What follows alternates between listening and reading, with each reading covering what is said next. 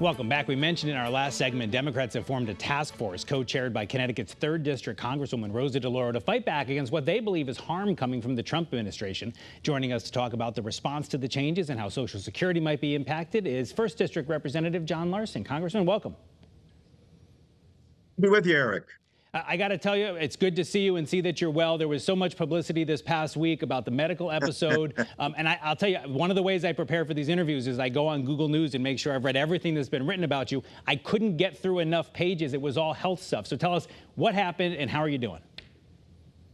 Well, number one, I'm doing great. And what happened is what they call a CPS, a complex partial seizure. Now, I don't know exactly what that means medically, but about 15 years ago, Eric, I had a heart operation on a valve. And what the doctor said, and that and the medications that I were taking over time, that can cause this, which will lead to a pause, seconds to minutes, where all of a sudden you're not speaking, etc.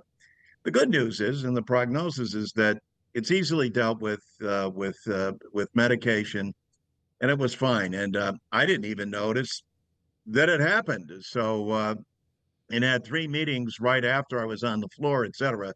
But when I saw it when I actually saw what happened on the floor, I said, "Holy backwards! I didn't realize that." But excellent care. The attending physicians in Washington D.C. that we have are just terrific. Went through a battery of tests to rule out anything harmful, strokes, cancer, tumors, all of that stuff. So good news is I'm fine and looking forward to getting back at it. Well, and we're certainly glad to hear that good news. In the moments after it happened, a lot of people who I believe were genuinely offering their well wishes on social media, on X or Twitter or Facebook, were posting well wishes to you, but then acting as though that type of incident was something to do with term limits. You're 76, you've been in office for a long time. Do you think it's fair for people to raise that? And, Congress, you're up for re-election every 2 years. In America, people can raise any question that they want. Any question is fair, no matter what. When you've been in government as long as I have, any question that any citizen has is always fair, and they're always entitled to that. Fair enough. Let's move on to the news. There's a lot going on down in Washington. We mentioned this task force. The Republicans have put Rosa DeLauro as one of the co-chairs of the Democrats have put Rosa DeLauro as one of the co-chairs of that task force, the Rapid Response Task Force. Why is that necessary in today's times, Congressman? Well, it's necessary because of what Trump's trying to do. And I think that the more the American people understand this, the better off we'll be. What he tries to do is flood the media, as you well know, every day with something that is going to distract or take you off of what his real goal is. I want everyone in the 1st District to focus on one thing. He put Elon Musk in this position with the goal of saying, I want you to cut $2 trillion out of the budget. Why? Because his tax cut back in 2017 that was unpaid for, coincidentally happens to be $2 trillion. And so that tax cut sunsets this year in 2025. So whether he's talking about Greenland, whether he's talking about naming, the Gulf of Mexico, the Gulf of Trump, whether he's talking about the Panama Canal, whatever, every day it's something new, or we're going to be occupying Gaza, or maybe you'd have to go back to that comedy strip back in the 90s and saying where he's going to take Palestinians and put them in Greenland. These are distractions. His real goal and focus is the tax cuts for the wealthy being made permanent, which he passed in 2017. And that's the task that Musk is after. And that impacts everyday Americans, which is why Rosa DeLauro has been assigned and is going after this to look at the various things that he's doing and get back to people in real time so citizens can be informed.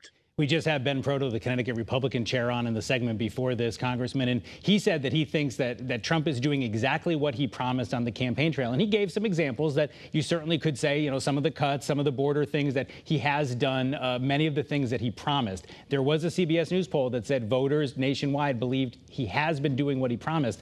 But still, there's been a lot of warnings from the Democrats and from you that a lot of this could be harmful to our country. So is it a messaging issue? Does the messaging have to be better? Yeah, well, it's definitely he's a very good messenger. And to your point, I do think Trump, and people will say this, and they're absolutely correct. It's not as though he disguises this. He told you on the campaign what he was going to do. And frankly, voters like to see that when someone says this is what he's going to do and then he follows through, he does.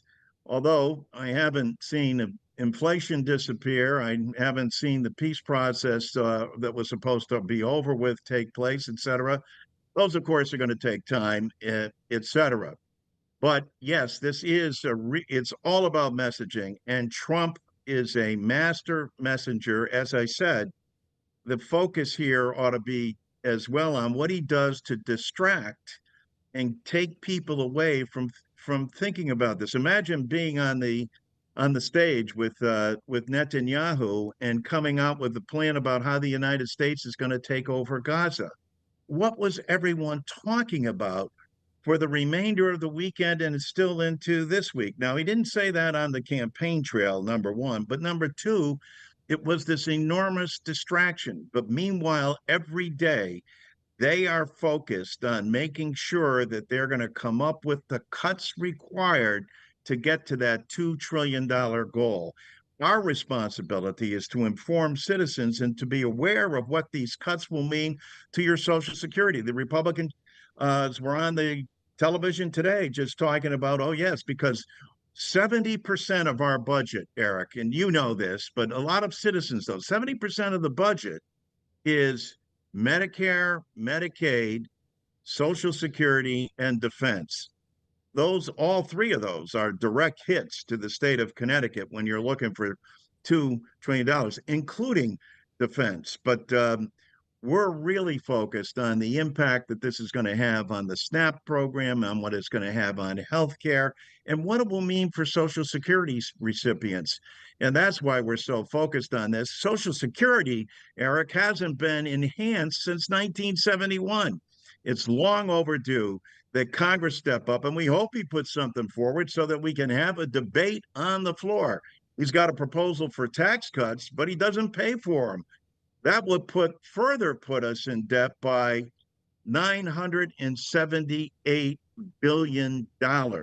That's not going to come from any billionaires, most of whom don't pay any Social Security or zero. That's going to come out of working people's pockets. And that's why we're so focused. And I'm so pleased that Rosa DeLauro is leading the charge. Well, Congressman John Larson, we're going to have to leave it right there. We're all out of time. Thank you so much for joining us. And we sincerely are glad to see that you're in good health and hope that that continues. Thanks for being with us here on CT25. Well, thank you, my friend.